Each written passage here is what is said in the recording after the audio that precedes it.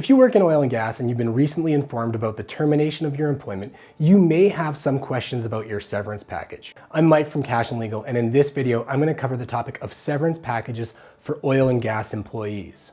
At the end of this video, you'll have a better understanding of some of the applicable considerations for severance packages payable to oil and gas employees. Where does the analysis start? As is the case with all employees, the first thing that needs to be reviewed when assessing a severance package is your employment contract. Your employment contract may contain language that stipulates how much pay in lieu of notice or severance you're entitled to. For this reason, any review of your severance package must begin with a review of your employment agreement. If your employment contract does contain language that addresses your entitlement to pay in lieu of notice or severance, this language might govern your severance entitlements. However, this language might not be enforceable for a number of different reasons.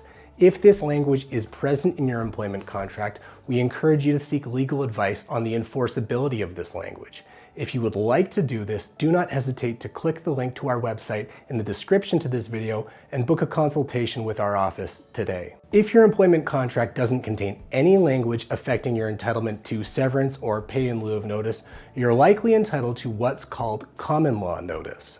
Common law notice is not a fixed calculation, but an assessment by the courts of what an employee is entitled to on termination of their employment in order to assist them to find a new role. When we advise employees who work in oil and gas about their common law notice entitlements, there are a number of frequent issues that come up again and again. For example, one question that we almost always get from oil and gas employees about their severance packages is whether their employer is required to provide a severance package that is comparable to industry standards or even past practices with the same employer. We find that's because within the oil and gas industry, there's an understanding among certain people that you are entitled to 1 month of pay in lieu of notice for each year of service that you provided to your employer.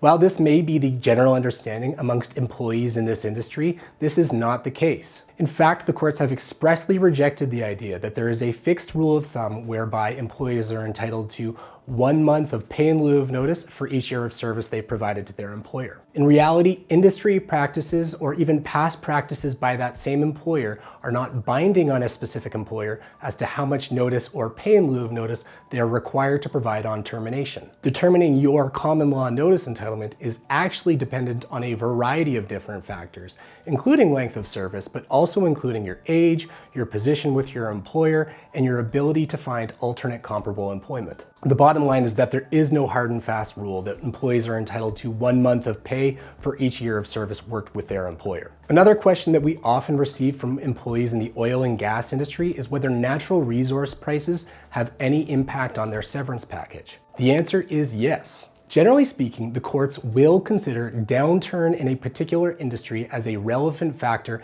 in determining how much notice or pay in lieu of notice an individual is entitled to. As cyclical industries, oil and gas employees often find their employment terminated when the industry is going through a down cycle. If your employment is terminated during one of these downturns, there's a reasonable argument to be made that you're entitled to more notice than if your employment had been terminated when the economy was strong. The rationale for this is pretty clear because if the industry is going through a downturn, it's going to be harder for you to find a new role than if natural resource prices were strong. Another item that often comes up with oil and gas employees when reviewing their severance packages are their entitlements to compensation beyond their base salary. Oil and gas companies, particularly the larger ones, often provide significant compensation to their employees beyond base salary.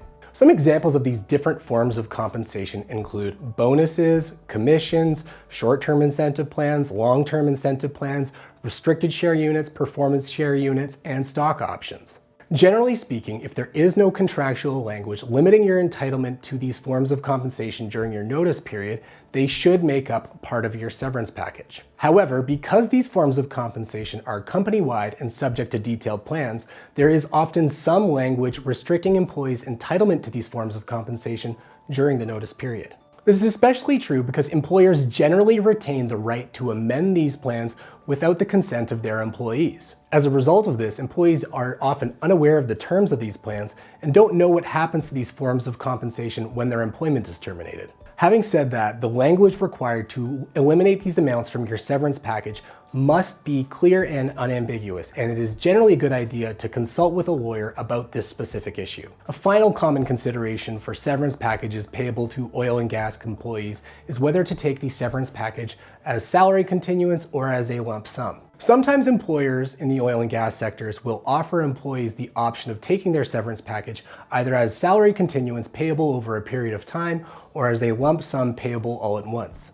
There are different pros and cons to consider when evaluating salary continuance versus a lump sum, and it's usually specific to your circumstances. If you are an oil and gas employee and your employment has recently been terminated, we can assist you with this. We provide oil and gas employees presented with severance packages with clarity about their situation, strategies for how to respond, and peace of mind through sound advice and strong representation. If you have questions about how to proceed, do not hesitate to click the link to our website in the description to this video and book a consultation with our office.